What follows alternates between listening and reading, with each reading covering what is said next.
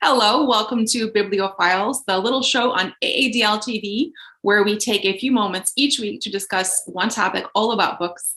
My name is Amanda, and I am joined, as always, by Christopher and Lucy. And this week, the topic we are talking about is Hooray for picture books. There are so many wonderful picture books out in the world to be enjoyed by adults and children alike, and we are here to pick some of our favorites to talk about today.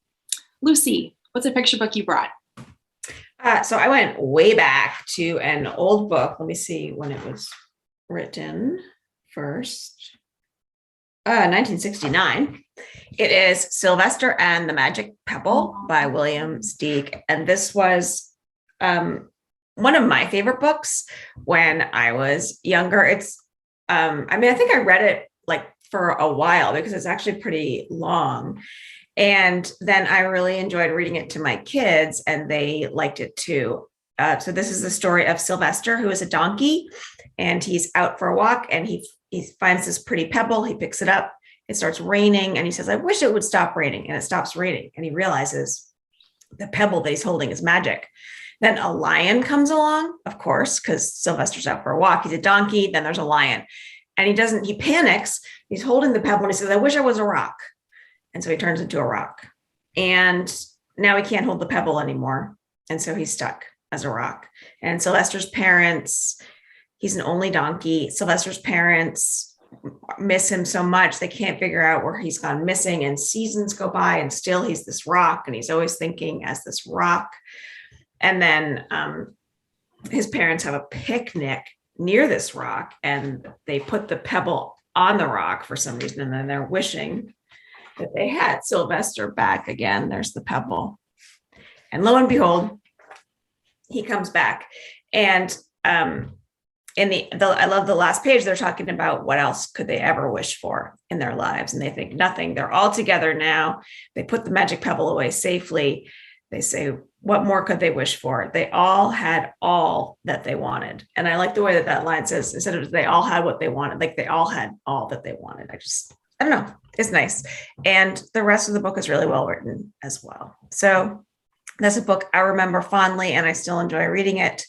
That is Sylvester and the Magic Pebble. Christopher, what did you pick? Well, I was so lucky to find a new book by one of my all-time favorite authors and illustrators this year. It's called Nikki and Vera, written by Czech-American illustrator and writer Peter Seiss. So he lives in New York City now, but he's from the Czech Republic or Czechoslovakia.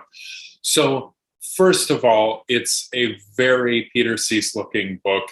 His illustrations are so beautiful, and he does a lot of he uses a lot of new techniques in this book as well, but just page after page of his beautiful illustrations. The book, the plot, is based on a true story of Nicholas Winston, who is a British banker, decided to forego his skiing trip one year before World War II, and he eventually helped almost 700 children get out of Czechoslovakia before World War II and before the borders were closed. So the subtitle of the book is A Quiet Hero of the Holocaust. And it's just like Peter Seiss to look at these quiet people in history and in life that do so much good. So it's a wonderful story. And it's also refers to the fact that Nicholas Winston really didn't make a big deal out of his contribution. And it's wonderful. So if you get a chance to pick it up, it's a beautiful story. So, Amanda, what did you pick? Well, I had a hard time choosing or deciding what picture book, and I didn't want to look at any list. I was just trying to go through my head to try to think of a picture book. And then I was at the Westgate Library the other day, and I was just walking down the main aisle, and there was this picture book face out on display. And I said, yep, that's the book I want to talk about. The book is The Undefeated by Kwame Alexander and pictures by Kadir Nelson. This book is amazing. I really wanted to try to pick a hidden gem picture book that people may not have discovered or read. And once I saw this book on display, I just wanted to talk about it because this book won the Caldecott Medal, it won the Newbery Honor Award, and it won the Coretta Scott King Award. And after the book won the Caldecott Award, which I like to read all of those books. And I just had this moment with the book. I just thought it was so beautiful. And it was such a great moment of reading that book for the first time. And I wanted other people who perhaps haven't read it to have that experience. So the book is called The Undefeated, and it is a tribute to the struggles and triumphs of Black Americans, past and present.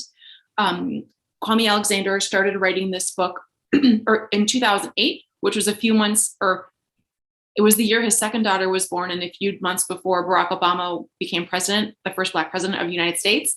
So this poem was a tribute to both of them. And the poem it's very sparsely written, and it has these beautiful illustrations just across both pages of each spread that you flip through.